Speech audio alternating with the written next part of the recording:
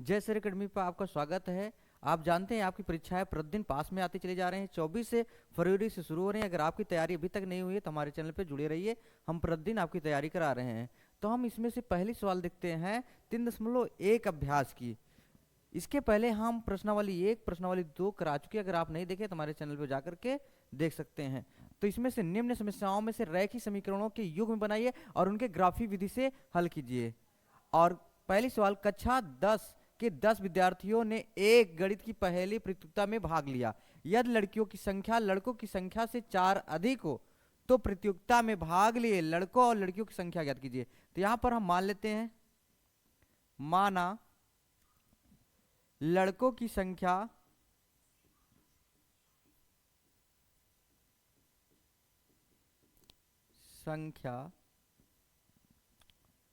बराबर यक्स, लड़कियों की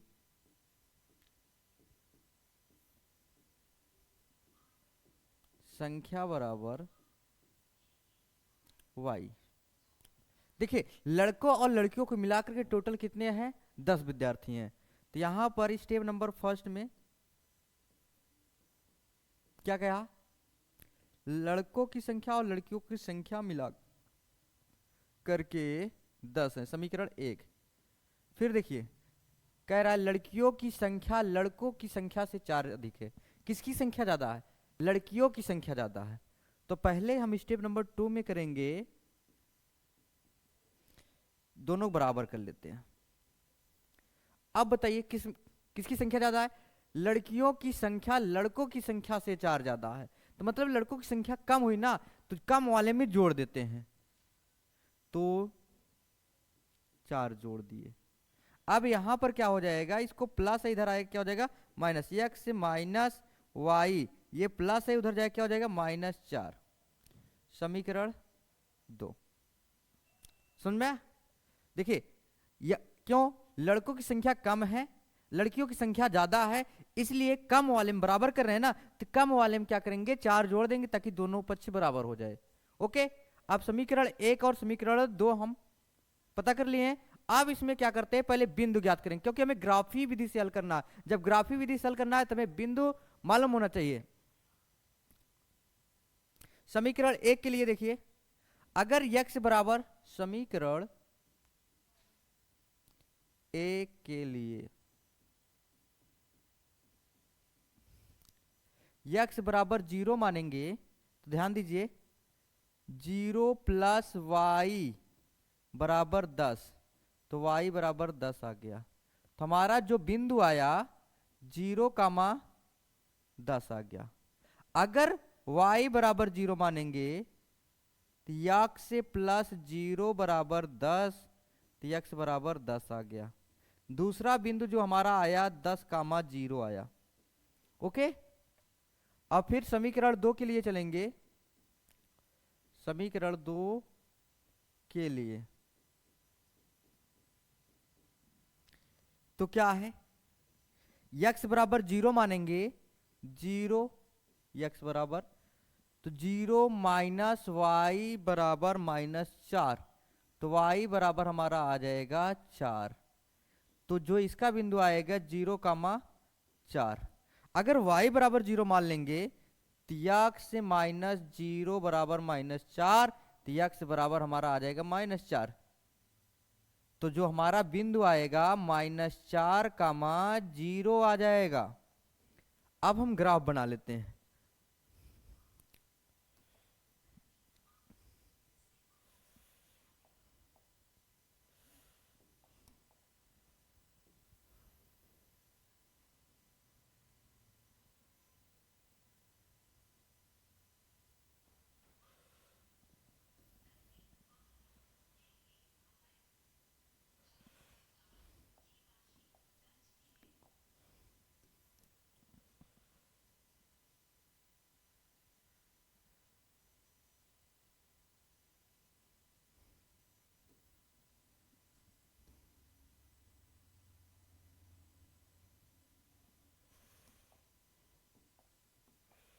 ध्यान से देखिए ग्राफ।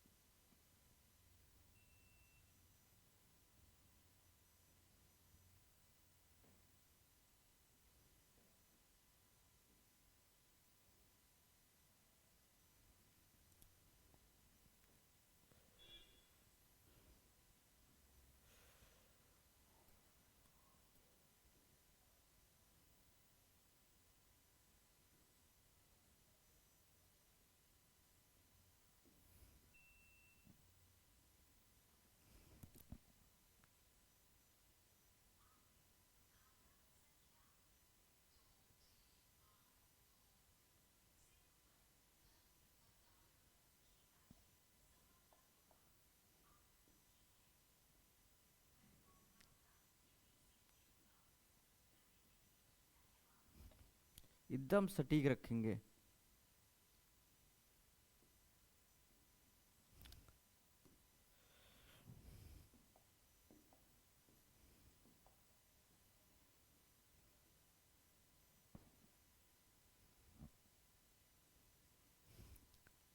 एक, दो, तीन, चार, पाँच, छ, सात, आठ, नौ, 10।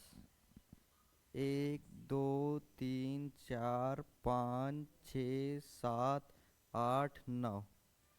एक, दो, तीन, चार, पाँच, छ, सात, आठ, नौ। एक, दो, तीन, चार, पाँच, छ, सात, आठ, नौ, 10। तो ये माइनस हो जाएगा आपका, और ये भी माइनस।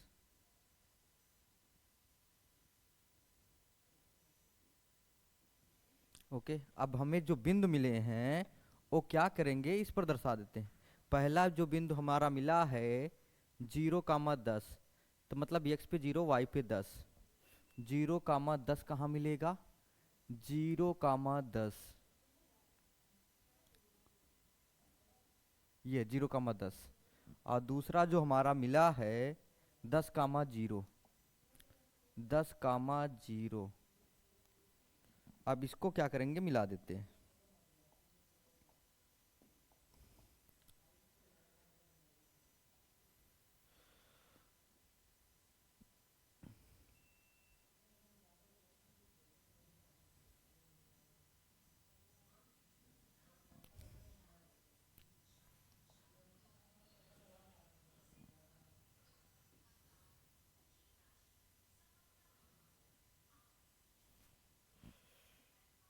समीकरण लिख देते हैं। समीकरण क्या है? यक्स प्लस वाई बराबर 10। यक्स प्लस वाई बराबर 10। दूसरा समीकरण क्या है हमारा? जो बिंदु मिले हैं 0, 4। 0, 4।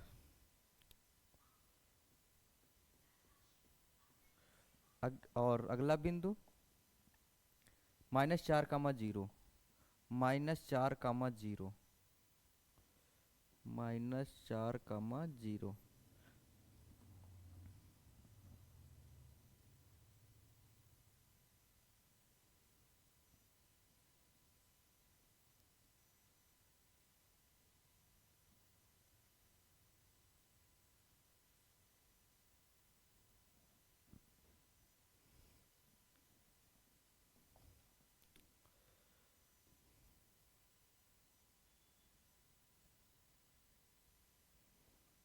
ठीक, इन दोनों को मिलान बिंदु अगर ध्यान से देखेंगे आप,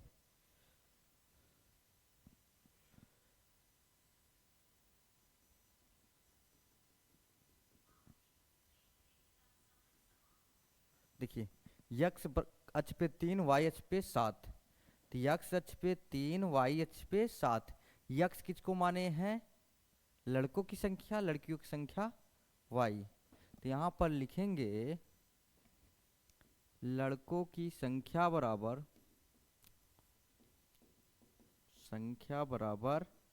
3। लड़कियों की संख्या बराबर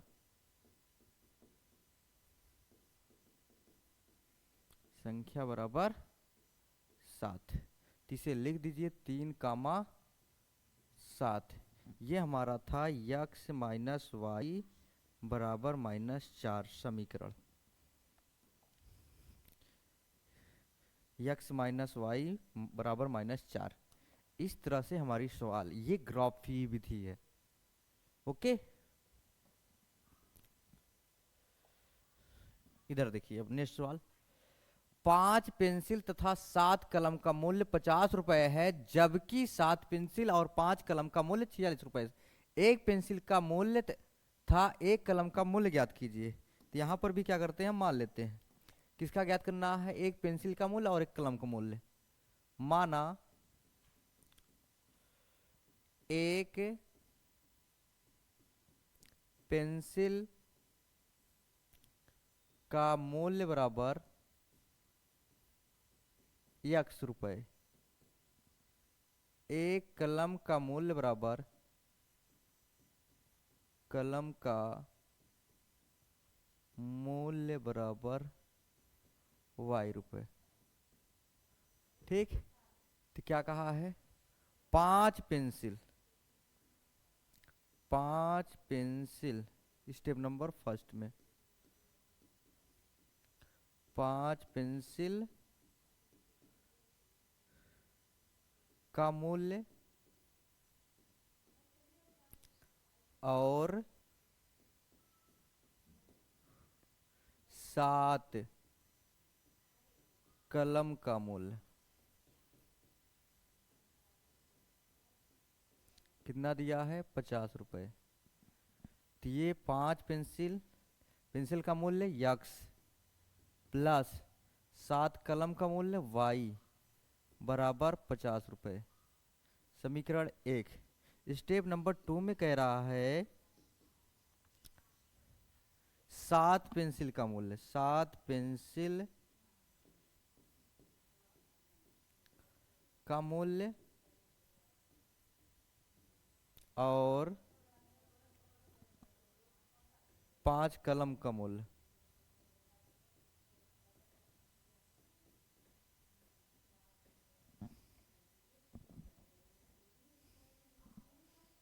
कलम का मूल्य कितना है? 46 रुपए। पेंसिल का मूल्य यक्स से कलम का मूल्य वाई बराबर 46 रुपए। अब हम इसके क्या करेंगे? बिंदु ज्ञात कर लेंगे। पहले किसके ज्ञात कर लेंगे? समीकरण 1 के लिए। समीकरण 1 के लिए, तो समीकरण 1 के लिए पहले मान लेते हैं, अगर यक्स बराबर 0 मानेंगे तो कटेगा? नहीं कटेगा। ऐसी संख्या आपको यक्स और वाई की संख्या ऐसी चॉइस करनी है, अगर यहाँ पर रखो वहां पर कट जाए, पूरा पूरा डिवाइड हो जाए। दशमलव में करेंगे थोड़ा सा प्रॉब्लम होगी, तो आसान संख्या मान लेते हैं, ताकि अगर यहाँ रखें तो ले जाके पक्षांतर करें और घटे तो ये 7 से डिवाइड हो जाने चाहिए। तो यक्स बराबर हम 0 मानते हैं तो ये जाकर 45 हो जाएगा, जो 7 से नहीं कटेगा। तो 2 मानेंगे तो 10, 40 आएगा। 3 मानेंगे 35, कट जाएगा। यक्स बराबर 3। तो जब x बराबर 3 रखेंगे, 5 गुणते 3 प्लस 7y, तो क्या हो जाएगा? बराबर 50। तो ये हमारा हो जाएगा 15 प्लस 7y बराबर 50। तो 7y बराबर 50 माइनस 15, तो 7y बराबर 35, तो y बराबर 5। तो हमारा जो बिंदु आ गया 3,5 आया, पहला बिंदु। फिर दूसरा बिंदु ज्ञात करते हैं। अब x बराबर 3 माने हैं, अब फिर मानेंगे y बराबर, जब y बराबर मानेंगे अगर 0 कर देंगे तो 5 से डिवाइड हो जाएगा, मतलब y बराबर 0। तो जब y बराबर 0 लेंगे तो 5 यक्स से प्लस 7 गुणते 0 बराबर 50। तो 5 यक्स बराबर 50 और यक्स बराबर कितना आ जाएगा? 10। तो ये हमारा आ जाएगा 10,0। दूसरा बिंदु आ गया। ओके, अब क्या करते हैं समीकरण 2 के लिए। समीकरण 2 के लिए, समीकरण 2 के लिए, अब समीकरण 2 के लिए जब चलेंगे तो यहां पर अगर x बराबर 0 मानते हैं तो 5 से 46 कटेगा नहीं। 1 मानेंगे तो 41 आएगा, 2 मानेंगे तो 36 आएगा, 3 मानेंगे इस तरह से। तो यहां पर क्या करते हैं,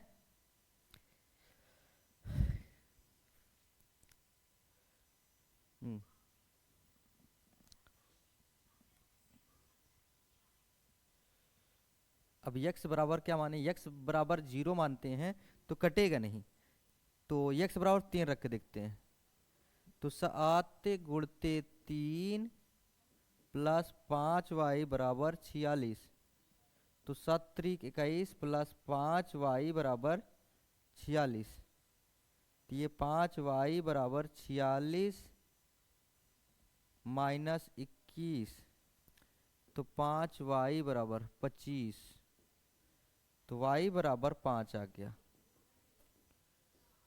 तो जो हमारा आया 3, 5, एक बिंदु आ गया। 3, 5 आ गया। अब जब 3, 5 आ गया तो इसमें भी देखिए 3, 5, इसमें भी 3, 5, इसका मतलब हमारा जो आंसर आएगा 3, 5 आएगा। लेकिन पूरी क्रिया तो करनी पड़ेगी, ग्राफ बनाना पड़ेगा। अब यहाँ पर अगला y बराबर हम मानते हैं, y बराबर हम देखते हैं 12 मान लेते हैं। तो जब 12 मानेंगे तो ये हो जाएगा 7 प्लस 5 × 12 बराबर 46।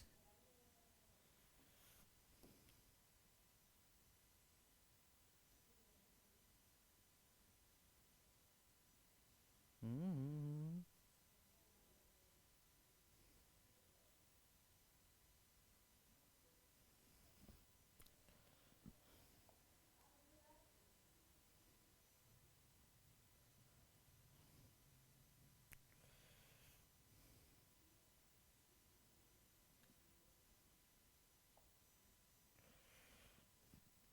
7 प्लस 12, 5, 60 बराबर 46।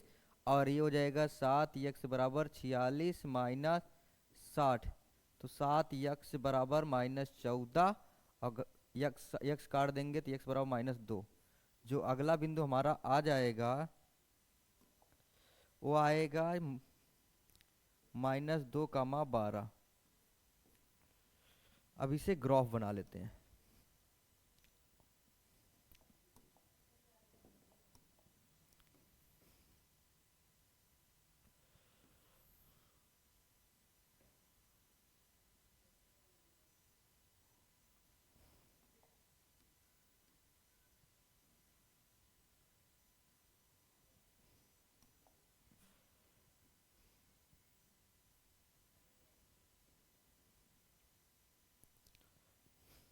बिंदु दर्शा लेते हैं।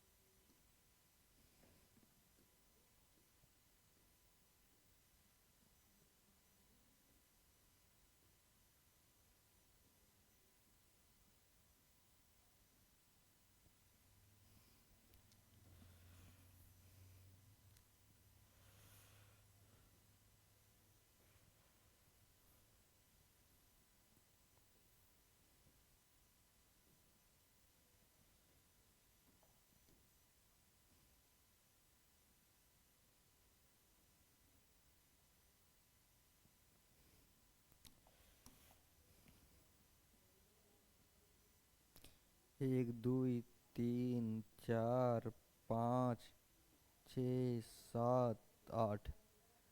1, 2, 3, 4, 5, 6, 7, 8।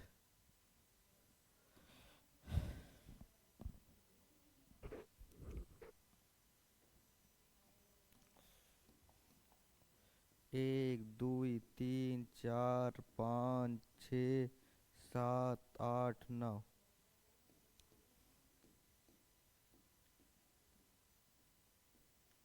फिर 1, 2, 3, 4, 5, 6, 7, 8, 9, 10, 11, 12।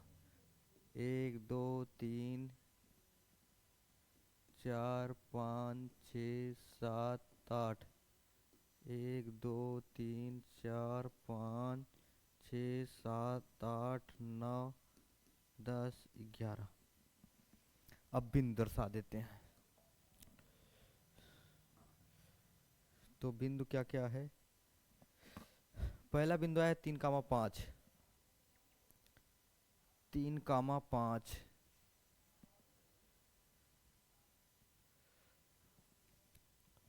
दो दो के लिए चलते हैं। 3, 5, 3 हो गया।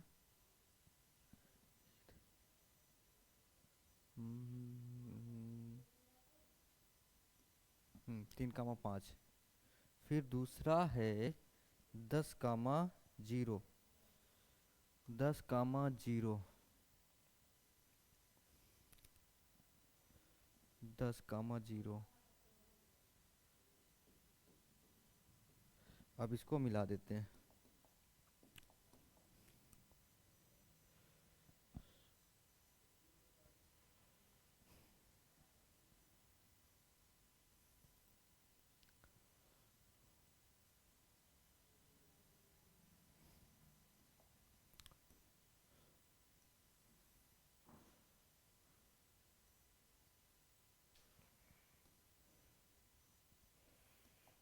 क्या आया है ये? 5x + 7y = 50। 5x + 7y = 50।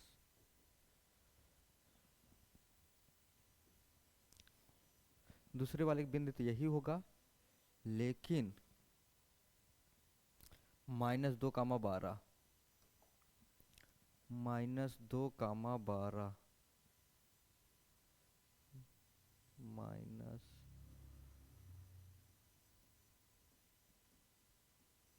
-2, 12।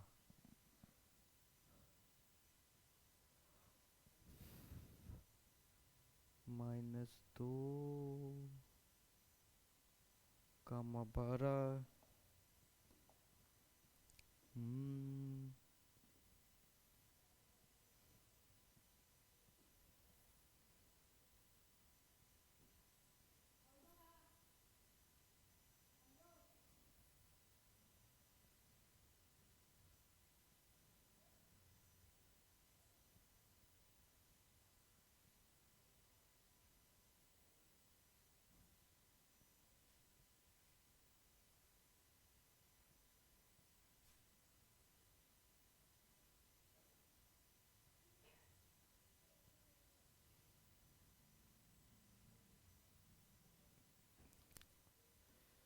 ये 12 हुआ। -2, 12 और 3, 5।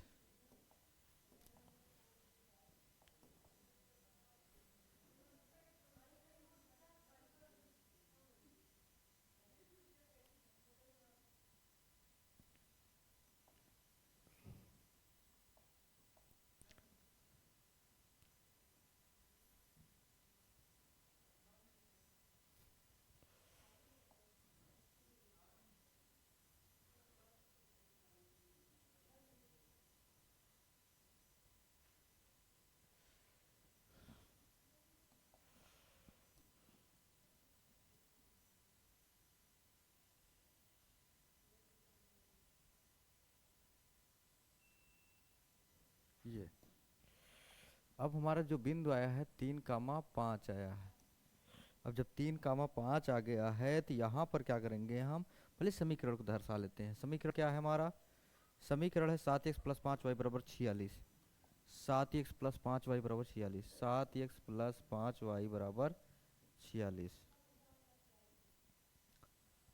ये तो यहाँ पर 3, 5 आया है, तो यक्स किसकी वैल्यू माने हैं?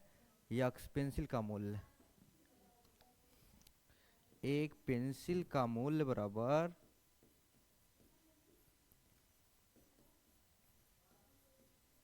30 रुपये। एक कलम का मूल्य बराबर 5 रुपये। ओके।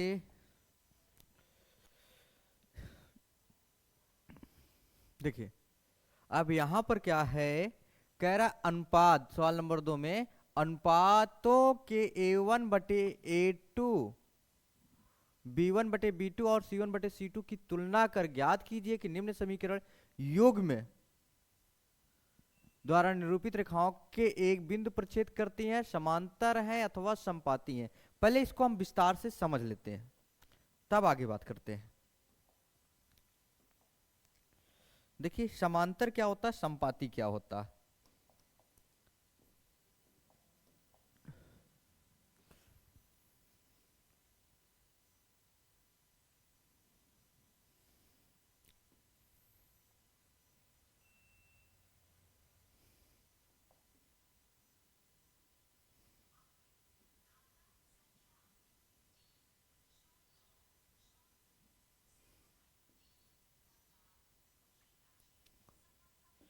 ये हमारे रेखाएं हो गई,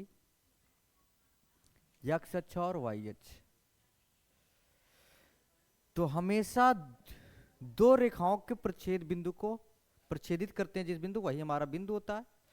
तो यहां पर अगर ये चतुर्थांश है, तो अगर किसी चतुर्थांश में दो रेखाएं एक बिंदु पर प्रच्छेद करें, दो रेखाएं एक बिंदु पर प्रच्छेद करें, जैसे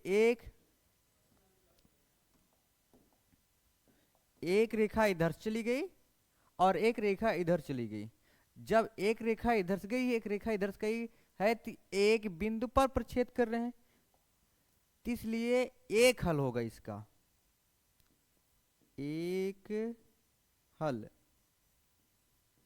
एक हल को अद्वितीय हल भी कहा जाता है, अद्वितीय हल। एक बिंदु पर प्रच्छेद कर रहे हैं तो ये प्रच्छेदी रेखाएं कहलाएंगी, प्रतिच्छेदी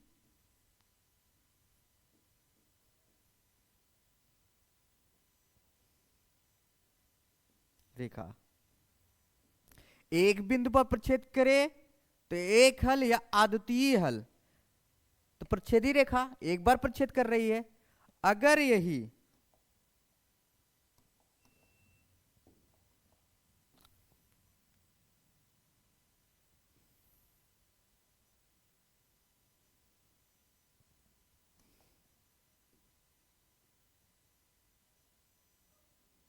यही रेखा मान चलिए चतुर्थांश में एक रेखा के ऊपर एक रेखा चली जाए, इसी के जस्ट ऊपर, तो ये बताइए कितनी बार प्रच्छेद कर रहे हैं, अनंत बार। हर स्टेप पर वो प्रच्छेद कर रहे हैं, तो ये हो जाएगी अनंत हल।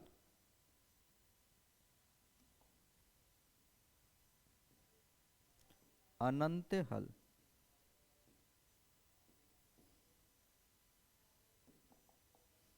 अनंत हल, अनंत हल हो गया। अब क्या उसी के ऊपर गई, हाँ उसी के ऊपर गई है, अनंत बार समान है, उसी पे है संपाती रेखा, संपाती रेखा क्या कहलाई, संपाती रेखा। अब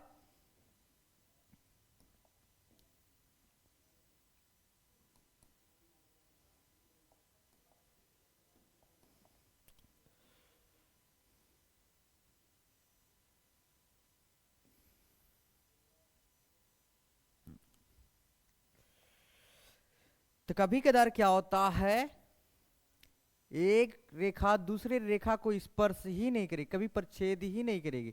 जब प्रच्छेद नहीं करेगी, कब रेखाएं एक दूसरे को प्रच्छेद नहीं करती हैं, जब समांतर जाएं, जब समांतर जाएं। तो यहां पर जब प्रच्छेद ही नहीं करेंगे तो कोई हल ही नहीं आएगा। जब कोई हल नहीं आएगा तो यहां लिखेंगे कोई हल नहीं। क्या लिखेंगे, कोई हल नहीं, कोई हल नहीं। ये कब कोई हल नहीं होंगी, जब समांतर होंगी तब। ठीक, अच्छा ये बताइए, इसी में हम समझा दे रहे हैं आगे का।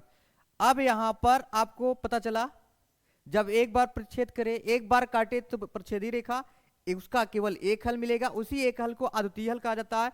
जब उसी एक रेखा दूसरे रेखा के ऊपर हो जाए समान रूप से, तो संपाती रेखा, इसके अनंत हल मिलेंगे।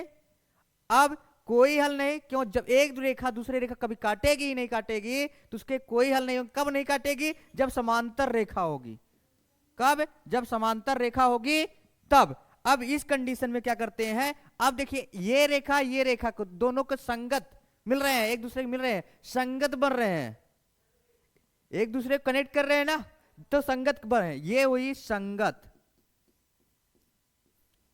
ये हुई संगत। अब ये बताइए, ये भी तो एक दूसरे कहीं ना कहीं मिल रहे हैं, अनंत बार मिल रहे हैं, एक बार नहीं अनंत बार मिल रहे हैं, तो ये भी इनका संगत संग बन रहा है, तो ये हो जाएगा संगत। और ये एक दूसरे को मिल ही नहीं रही है, कभी संग ही नहीं बनेगा, तो ये लिख लेंगे असंगत, असंगत। इतना समझ में आया? अब यहां पर क्या करेंगे, जैसे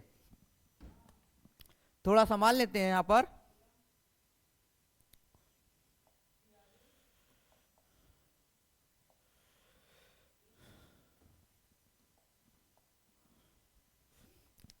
अगर कोई दो समीकरण दिया है, एक को मान लेते हैं a1x b1y प्लस c1 बराबर 0, और दूसरा समीकरण दिया है a2x plus b2y plus c2 बराबर 0। अब यहां पर क्या करेंगे, अगर a1 बटे a2 does not equal b1 बटे b2, तो इस कंडीशन में क्या होगा, संगत होंगे, एक हल होगा, या फिर अद्वितीय हल कहा जाता है, अद्वितीय हल, प्रतिच्छेदी रेखा,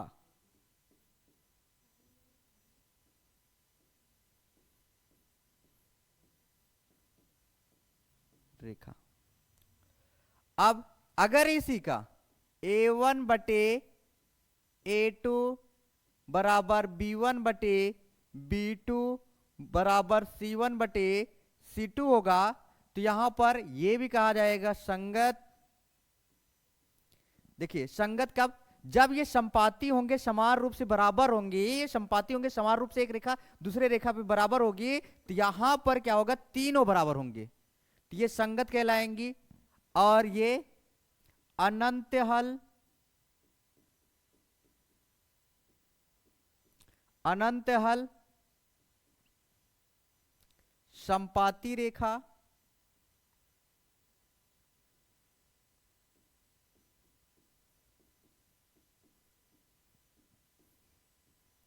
अगर अगर बनता है a1 बटे a2 बराबर b1 बटे b2 does not equal c1 बटे c2, तो इस कंडीशन में देखिए क्या ये तीनों रेखाएं कभी मिलेंगी, नहीं मिलेंगी, तो कोई हल नहीं होगा, सब असमांतर होंगी, असंगत होंगी, क्या होंगी, असंगत होंगी, तो ये क्या कोई हल नहीं, कोई हल नहीं, क्यों, समांतर हैं,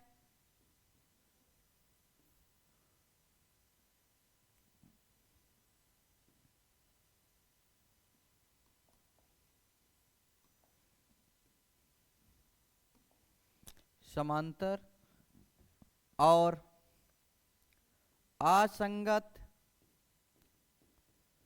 बनेंगी, ये पहचानने का तरीका है। अब आपको हम सवाल बताते हैं,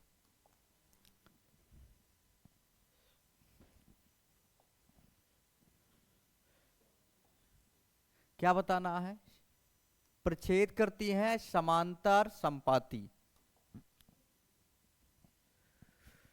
पहला नंबर, सवाल नंबर 1 के लिए, a1 बराबर 5, b1 बराबर 4, c1 बराबर 8, a2 बराबर 7, b2 बराबर 6, c2 बराबर -9। अब क्या करेंगे, इसका a1 बटे a2 निकाल लेंगे, तो 5 बटे 7, b1 बटे b2 निकाल लेंगे, बराबर 4 बटे 6, और c1 बटे c2 निकाल लेंगे, 8 बटे 9। इसे काटेंगे तो 2 आएगा, इसे काटेंगे 3 आएगा। तो ये बताइए a1 बटे a2 b1 बटे b2 के बराबर है, नहीं, तो जब बराबर नहीं है तो क्या होंगी, ये प्रतिच्छेदी रेखा होंगी, प्रतिच्छेदी रेखा। अब इसी प्रकार इसमें देख लेते हैं सवाल नंबर 2 के लिए। a1 बराबर 6, b1 बराबर -3, c1 बराबर 10, a2 बराबर 2, b2 बराबर -1, c2 बराबर 9। तो निकाल लेते हैं a1 बटे a2, 6 बटे 2, b1 बटे b2, -3 बटे 1, c1 बटे c2, 10 बटे 9। काट देंगे तो 3 आएगा, माइनस से माइनस कट जाएगा, तो ये हमारा मिला a1 बटे a2 बराबर 3 बटे 1, b1 बटे b2 बराबर 3 बटे 1, c1 बटे c2 बराबर 10 बटे 9। देखिए a1 बटे a2 बराबर मिला b1 बटे b2 के, c1 बटे c2 बराबर नहीं मिला, तो ये देखिए तीसरा बनता है। तीसरा जब कटेगा तो यहां पर हो जाएगा हमारा कोई हल नहीं। अर्थात कब कोई हल नहीं होगा, जब समांतर होंगी तब।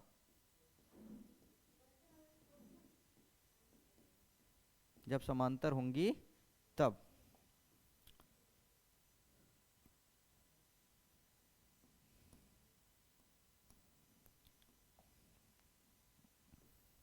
इसके लिए a1 बराबर 9, b1 बराबर 3, c1 बराबर 12, a2 बराबर 18, b2 बराबर 6, c2 बराबर 24। तो निकाल लेंगे a1 बटे a2, तो क्या आएगा 9 बटे 18, काट देंगे तो आ जाएगा 1 बटे 2, b1 बटे b2 3 बटे 6, काट देंगे तो 2 आएगा 1 बटे 2, c1 बटे c2 12 बटे 24, काट देंगे तो 1 बटे 2। देखिए तीनों बराबर होंगे। तीनों कब बराबर होंगे, जब संपाती होंगे, संपाती रेखा।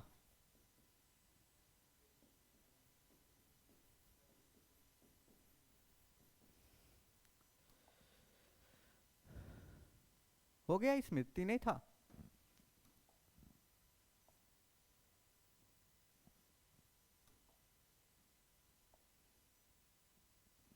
देखिए इसमें कह रहा है a1 बटे a2,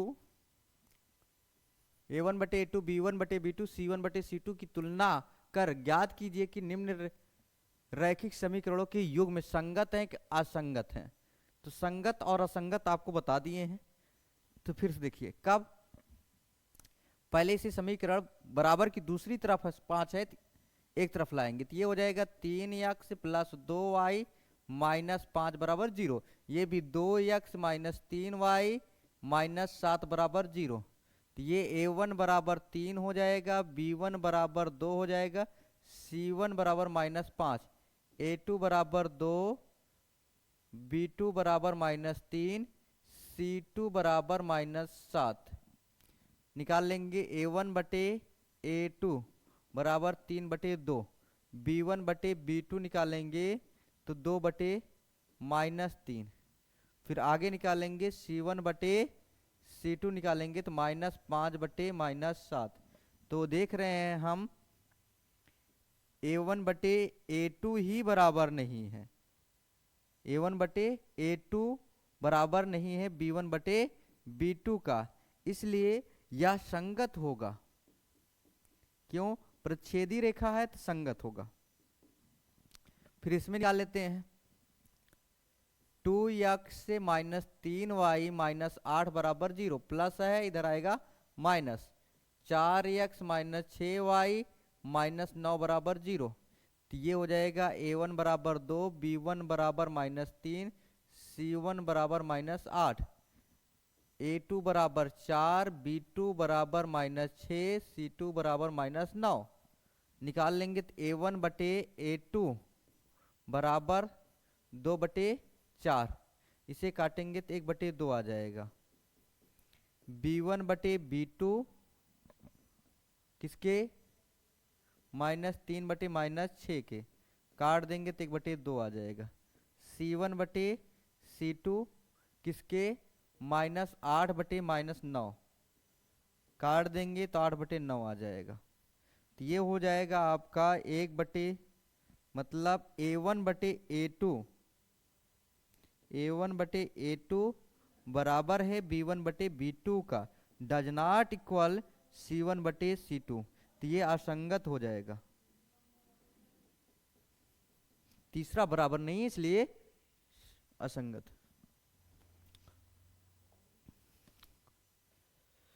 अब एक और दो सवाल,